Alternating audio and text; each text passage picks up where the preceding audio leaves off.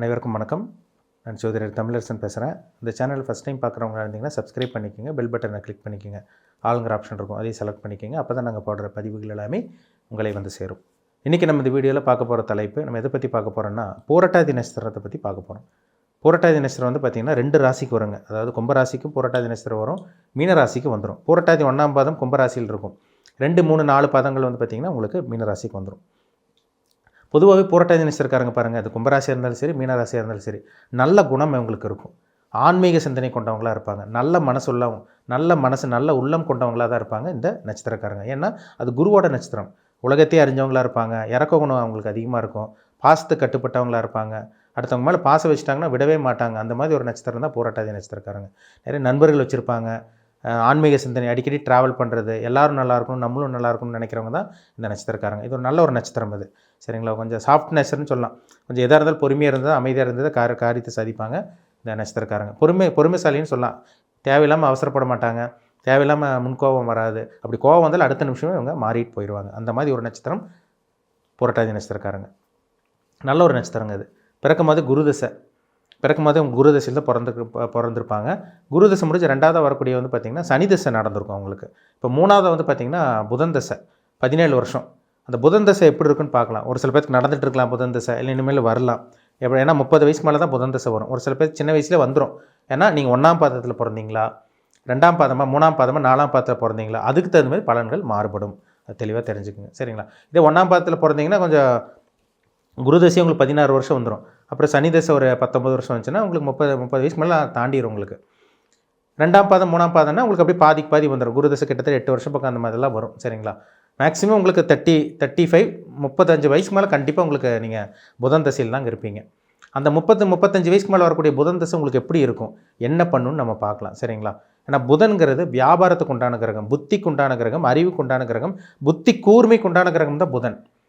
அப்போ ஒரு ஜாதகத்தில் புதன் இருக்கிற இடத்த பொறுத்து பலன்கள் பக்காவாக வேலை செய்யும். புதன்கிறது அறிவுக்கு உண்டான கிரகம். இருக்கிறதுல சின்ன கிரகம், நவகிரகங்களில் சின்ன கிரகமே புதன் தான். ஆனால் புதன்கிறது அறிவுக்கு உண்டான கிரகம், புத்திக்கு உண்டான கிரகம். இந்த கம்ப்யூட்டரு, இந்த அக்கௌண்ட்டு, இதெல்லாம் இந்த கணக்கு வழக்கெல்லாம் இருக்காங்க பார்த்தீங்களா, கம்ப்யூட்டர் முன்னாடி உட்காராங்களா, அவங்க ஜாதகத்தில் புதன் நல்லாயிருக்கும். அப்படி இருந்தால் தான் அந்த ஃபீல்டில் அவங்க செலக்ட் பண்ண முடியும். புதன்கிறது கம்யூனிகேஷன், தொலைத்தொடர்பு, அடுத்தவங்கள்ட்ட நல்லா பேசுகிறது, நல்ல ஒரு நகைச்சுவாக பேசுகிறது, நல்ல ஒரு அட்ராக்ஷனாக பேசுகிறது எல்லாமே இந்த புதன் தான். அந்த புதன் தசை எப்படி இருக்குன்னு பார்க்கலாம். சரிங்களா? எந்த லக்னக்காரங்களுக்கு புதன் தசை நடக்கும், அதாவது நீங்கள் பூரட்டாதி நட்சத்திரம் தெரிஞ்சிருச்சு. நீங்கள் எந்த லக்னத்தில் பிறந்தீங்கன்னா புதன் தசை நல்லா இருக்குன்னு பார்த்தோம்னா, நீங்கள் வந்து பாருங்கள், ரிஷப லக்னத்தில் பிறந்தவங்களுக்கு புதன் தசை நல்லாயிருக்கும். மிதுன லக்னத்தில் பிறந்தவங்களுக்கு லக்னாதிபதியே திசையாக இருக்கிறனால கண்டிப்பாக நல்லது பண்ணிடும். சிம்ம லக்னத்தில் பிறந்தவங்களுக்கு கூட புதன் தசை நல்லாயிருக்குங்க. கன்னி லக்னத்தில் பிறந்தவங்களுக்கு புதன் தசை நல்லாயிருக்கும். துலாம் லக்னத்தில் பிறந்தவங்களுக்கு புதன் தசை யோகத்தை செய்யும். மகர லக்னம், கும்ப லக்னத்தில் பிறந்தவங்களுக்கு புதன் ராஜயோகாதிபதி கிரகமாக வரனால பக்காவாக வேலை செய்யும் உங்களுக்கு. வேறு எந்த லக்னத்துக்கு புதன் கெட்டது பண்ணுன்னா முக்கியமாக 2 லக்னம் தான். முக்கியமாக 2 லக்னம். மேஷ லக்னத்துக்கு பிறந்தவங்க பாருங்கள், புதன் தசை வேலையே செய்யாது உங்களுக்கு.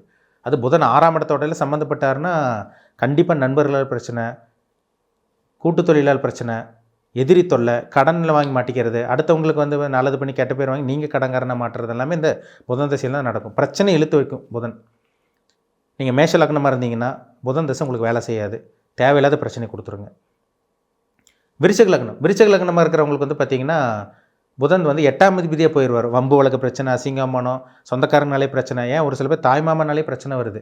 விருச்சிக லக்னத்தில் பிறந்தவங்களுக்கு புதன் 8ஆம் அதிபதியாக வரனால வம்பு வழக்கு பிரச்சனை, அசிங்கமானப்படுறது, வெளிநாட்டில் போய் துன்பத்தை அனுபவிக்கிறது, வெளியூரில் போய் பிரச்சனையில் மாட்டிக்கிறது, இதெல்லாமே இந்த புதன் தசையில் தான் நடக்கும் உங்களுக்கு. ஏன்னா புதன் வந்து 8ஆம் அதிபதி 11ஆம் அதிபதி வந்துடுவார். அவர் 8ஆம் இடத்துல இருக்கிறோட 11ஆம் இடத்துல இருந்தால் கூட பரவாயில்ல. ஆனால் 8ஆம் இடத்து சம்மந்தப்பட்டார்னா அந்த 18 வருஷம் புதன் தசை வேஸ்ட்டு தான். சாரி, உங்களுக்கு 17 வருஷம் புதன் தசை உங்களை ஒரு வழி பண்ணிடும் உங்களை கண்டிப்பாக. எப்படி இருக்குன்னு பாருங்கள், புதன் உங்கள் ஜாதகத்தில் எப்படி இருக்குன்னு பாருங்கள்.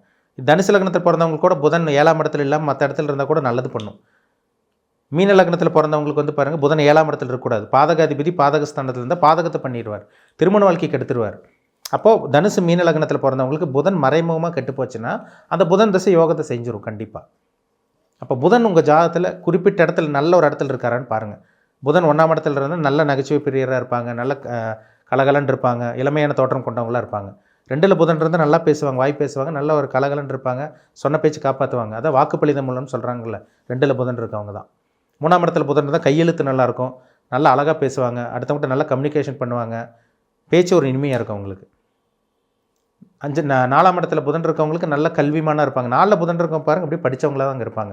பாவகிரக சம்மந்தப்படக்கூடாது. 5ஆம் இடத்துல புதன் இருக்கலாம், அதுவும் ஒரு நல்ல ஒரு அமைப்பு தான். 6ஆம் இடத்துல கூட புதன் மறையலாம், அது கூட உங்களுக்கு ஒரு நல்ல ஒரு அமைப்பாக கொடுத்துருவாங்க. 7ஆம் இடத்துல புதன் இருக்கலாங்க. 7ஆம் இடத்துல புதன் இருந்தால் திருமண வாழ்க்கை நல்லாயிருக்கும், வாழ்க்கை துணை படித்தவங்களாக இருப்பாங்க, புத்திசாலியாக தந்திரம் தெரிஞ்சவங்களாம், நல்ல ஒரு புத்திசாலியாக நல்ல டெக்னிக்கல் மைண்ட் கொண்டவங்களாக தான் இருப்பாங்க. நண்பர்கள் 7ஆம் இடத்துல புதன் இருக்கவங்களுக்கு பாருங்கள் நிறைய ஃப்ரெண்ட்ஷிப் இருக்கும்.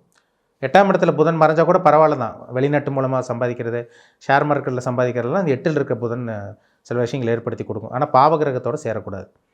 9ஆம் இடத்துல புதன் இருக்கிறது நல்ல ஒரு அமைப்புங்க, அது உங்களுக்கு ஒரு நல்ல விஷயங்கள் கொடுக்கும், அதிர்ஷ்டத்தை கொடுக்கும், நல்ல கல்வி கொடுக்கும், வெளிநாட்டு பிரயாணம், வெளிநாடு போய் படிக்கிறது, அடுத்த கட்டத்துக்கு படிக்கிறது, டபுள் டிகிரி படிக்கிறதெல்லாம் அந்த 9ல் இருக்க புதன் கொடுக்கும். 10ல் குரு இருந்தால் வியாபாரம் தெரிஞ்சு வச்சுருப்பாங்க, கொடுக்கல் வாங்கல் பிஸ்னஸ்ஸு, இந்த ட்ரேடிங் ஏஜென்சி மார்க்கெட்டிங் எல்லாம் பண்ணுறாங்க பார்த்தீங்களா, 10ல் புதன் சம்மந்தப்பட்டிருக்கும். கொடுக்கல் வாங்கல் பிஸ்னஸ் பண்ணிகிட்டு இருப்பாங்க. 10ல் புதன் இருக்கவங்க தொழிலில் கொடி கட்டி பறப்பாங்க அந்த புதன் தசை நடந்துச்சுன்னா. நான் சொன்ன லக்னங்களுக்கு மட்டும். மீன லக்னத்தில் பிறந்தவங்களுக்கு, தனுசு லக்னத்தில் பிறந்தவங்களுக்கு கூட நல்லது பண்ணும். மேஷ லக்னம், விருச்சிக லக்னத்தில் பிறந்தவங்களுக்கு தான் புதன் தசை பெருசாக நல்லது பண்ணுறது கிடையாது. 11ல் புதன் இருந்தால் கூட நல்லா இருக்குங்க. எந்த லக்னமாக இருந்தாலும் 11ல் புதன் இருந்தால் கூட அதை உங்களுக்கு வந்து பார்த்திங்கன்னா மேஷ லக்னம் இல்லை வந்து விருச்சிக லக்னத்துக்கு கூட புதன் 11ல் இருந்தால் கூட பரவாயில்ல தான். ஆனால் 8ஆம் இடம் சம்மந்தப்பட்டுறக்கூடாது, அது ரொம்ப முக்கியம். புதன் 11ல் இருந்தால் கூட நல்ல விஷயங்கள் கொடுக்கும். 12ல் புதன் இருந்தால் வெளிநாட்டு பிரயாணம், வெளிநாட்டு கல்வி, நல்ல தூக்கம், நல்ல ஒரு உறக்கம், நல்ல ஒரு அதிர்ஷ்டம் கிடைக்கிறது, நல்ல ஒரு இன்வெஸ்ட்மெண்ட் பண்ணுறது, முதலீடு போடுறது, ஒரு கிரவுண்டில் எம்டி கிரவுண்டில் போய் இன்வெஸ்ட்மெண்ட் பண்ணி அதுக்கப்புறம் அவங்க பார்த்திங்கன்னா கொஞ்சம் வருஷம் கழிச்சு வீடு கட்டுவாங்க. இதெல்லாம் பாருங்கள் 12ல் புதன் சம்மந்தப்பட்டிருக்கு அவங்களுக்கு. இதெல்லாம் பாருங்கள், இதெல்லாம் ரொம்ப முக்கியம். புதன் வந்து ஒரு முக்கியமான பிளானட், சின்ன கிரகம், பூமியோட இருக்கல சின்ன கிரகம் தான், ஆனால் நிறைய வேலை பண்ணிட்டு போயிடும். 17 வருஷம் புதன் தசை நடக்கும். 35 வயசுக்கு மேலே தாங்க உங்களுக்கு புதன் தசை வரும். ஒரு சில பேர் சின்ன வயசுலேயே வரலாம், அது நட்சத்திர பாதம் பொறுத்து. நீங்கள் என்ன ராசி ஃபஸ்ட்டு, கும்பமா இல்லை மீனமா, என்ன நட்சத்திர பாதம், 1ஆம் பாதமா, 2ஆம் பாதமா, 3ஆம் பாதமா, 4ஆம் பாதமா, அதுக்கு தகுந்த மாதிரி தான் பலன்கள் மாறுபடும். சரிங்களா? உங்கள் தனிப்பட்ட ஜாதகம் பாருங்கள், நீங்கள் என்ன லக்னத்தில் பிறந்திருக்கீங்க, புதன் உங்களுக்கு எந்த வயசில் உங்களுக்கு வருது, இப்போ உங்கள் வயசு என்ன, இல்லை இப்போ உங்களுக்கு புதன் தசை ரன்னிங்கில் இருக்கா, போயிட்டுருக்கா, இனி என்ன பண்ணணும் என்ன பண்ணக்கூடாது, இது எல்லாமே உங்கள் தனிப்பட்ட ஜாதகத்தை பார்த்தா உங்களால் தெளிவாக தெரிஞ்சுக்க முடியும். நீங்கள் உங்களால் அடுத்த கட்டத்துக்கு போக முடியும். இதுதான் நடக்கும்போது இப்படி தான் இருக்குன்னு தெரிஞ்சுக்கிட்டிங்கன்னா உங்களால் ஈஸியாக அடுத்து ட்ராவல் பண்ண முடியும். அடுத்த கட்டத்துக்கு உங்கள் லைஃப் பார்த்து நீங்கள் போயிட்டே இருக்கலாம். சரிங்களா? புதன் எங்கே இருக்காருன்னு பாருங்கள், செக் பண்ணிக்கோங்க, ரொம்ப ரொம்ப முக்கியம். சரிங்களா? மீண்டும் அடுத்த பதிவில் சந்திக்கும் வரை உங்களிடமிருந்து விடைபெறுவது உங்கள் ஜோதிடர் தமிழரசன். இந்த சேனல் பிடிச்சிருந்தா உங்கள் நண்பருக்கு உறவினருக்கு ஷேர் பண்ணுங்கள், லைக் பண்ணுங்கள், சப்ஸ்கிரைப் பண்ணுங்கள், பெல் பட்டனை கிளிக் பண்ணிக்கோங்க, ஆல்கிற ஆப்ஷன் இருக்கும், அதையும் செலக்ட் பண்ணிக்கோங்க. அப்போ தான் நாங்கள் போடுற பதிவுகள் எல்லாமே உங்களை வந்து சேரும். நன்றி, வணக்கம்.